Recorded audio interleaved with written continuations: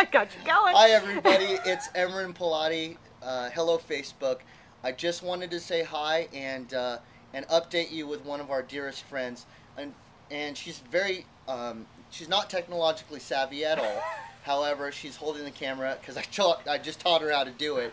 But I wanted to let you know that she's okay. So I'm going to steal it from her. Okay. And I'm going to put it on her. I have my glasses off now. And who are you, young lady? I'm alive!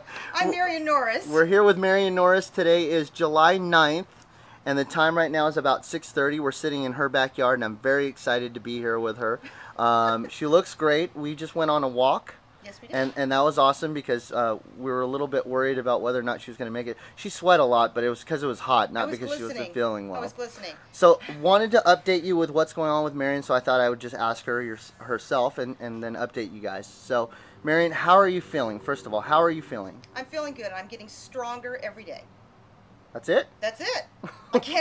I'm alive. I can't really do much better than that. You're under house arrest by your doctor's orders. Yes. What's going on with that? How long are you here for? I'm here for 2 weeks, and I have plenty of Nazi sitters. They call themselves Marian sitters, but they are Nazis, and they won't let me do anything. I'm one of them. Yes, you are. Today I'm one of them. Okay, so what can you do right now? What are you allowed to do? Okay, so I can work 4 hours a day from home, but with realtor time, that I can fake it, and make it look like you're working shorter or longer. Right. And I'm allowed 2 hours out a day, Okay. and I cannot drive.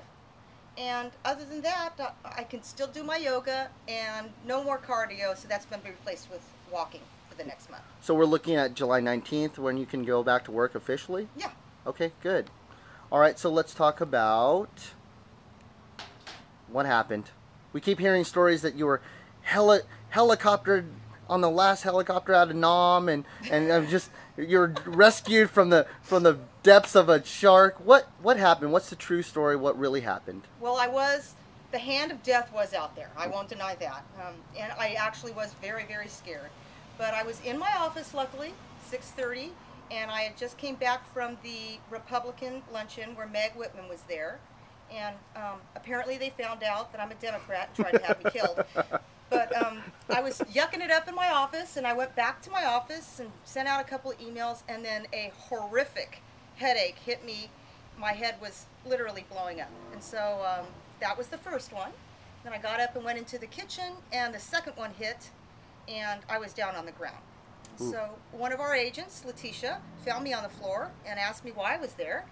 And I told her, I don't know, but I can't move. So Hal quickly came down there. And Hal, your broker. Hal, my broker, Hal Lertzma, quickly came to the kitchen, called 911. They called my husband. I was talking on the phone while they were calling 911, and apparently I dropped it as my whole body went limp. And then I was rushed to St. Joseph's. And then after my husband yelled at everybody, they gave me a CAT scan and told me that we had 10 minutes to get ready to go to UC San Francisco Medical Center. Whoa, okay. Yeah, so my husband got the car, only to find out that we were going to go by helicopter. Stockton looks really good from a helicopter. It was a classic $23,000 ride to UC San Francisco. So you did take the helicopter. That was true. That was true. So you did take the helicopter. But it wasn't from Nam. It was from St. Joseph's Hospital. So once you got to USF, right? Is that where you went? Yeah. Okay, so you're at USF. You went to. They found out. They did some tests on you. What did they come up with? What exactly happened on your brain aneurysm? Well, St. Joseph's knew I had a brain aneurysm because when they did the CT scan, it was quite clear.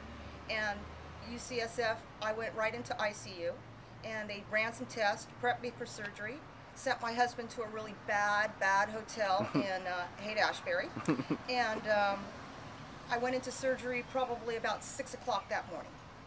The next morning after your aneurysm happened at the office. Right. So you were in surgery for how long, and what did they do? 5 hours Okay. of surgery, because, you know, everything takes longer in realtor time. Right. And they told me that they were going to try a new procedure where they go up with like an angioplasty and go into your brain to see what's wrong.